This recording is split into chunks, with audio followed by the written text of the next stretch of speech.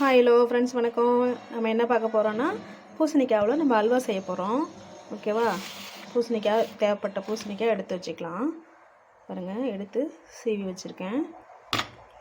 சர்க்கரை, தேவைக்கேற்ற சர்க்கரை, நெய் உங்களுக்கு எவ்வளோ தேவையோ அவ்வளோ எடுத்துக்கலாம். இதில் பாருங்கள், முந்திரி, பாதாம், பூசணி விதை, ஏலக்காய் எல்லாம் எடுத்து வச்சுருக்கேன். ஓகேவா? இப்போ நம்ம சக்கரை பூசணியை நம்ம மிக்சியில் அடித்து எடுத்துக்கலாம். ஓகேவா ஃப்ரெண்ட்ஸ்? பாருங்கள், நம்ம சர்க்கரை பூசணிக்காவை மிக்சியில் அடித்து எடுத்தாச்சு. நம்ம இப்போ ஒரு தவா எடுத்தாச்சு. தவா காஞ்சிருச்சு. நம்ம வெள்ளை பூசணிக்காவை இதில் சேர்த்துக்கலாம்.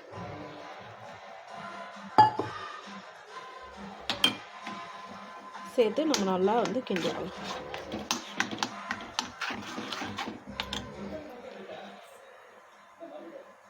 பாருங்கள், பூசணிக்காய் நல்லா வெந்துட்டுருக்கு.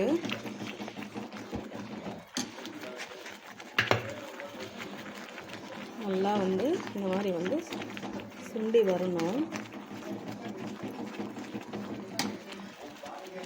நம்ம சர்க்கரை எடுத்து வச்ச சர்க்கரை அதில் சேர்த்துட்டு போகிறோம்.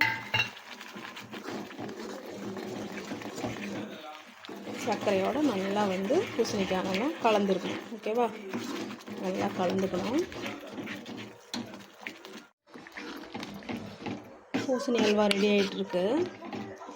பக்கத்தில் ஒரு பாத்திரம் எடுத்தாச்சு. நெய் போட்டுக்கலாம். நம்ம இப்போ எடுத்து வச்சுருக்க இதெல்லாம் போட்டு வறுத்துக்கலாம்.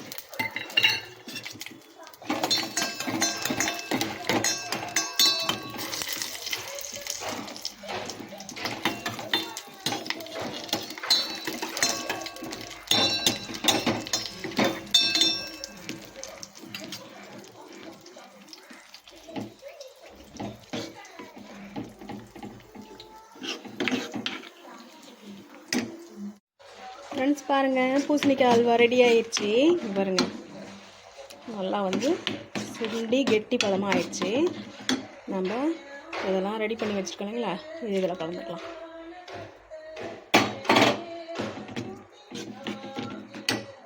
பூசணி அல்வா ரெடி ஆயிடுச்சு.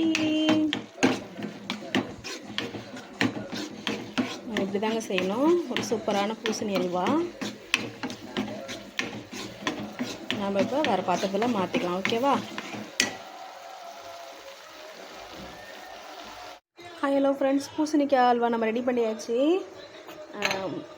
நம்ம இப்போ மேலே குங்குமப்பூ வைக்கிறோம். ஓகேவா? குங்குமப்பூ இருந்தால் ஓகே.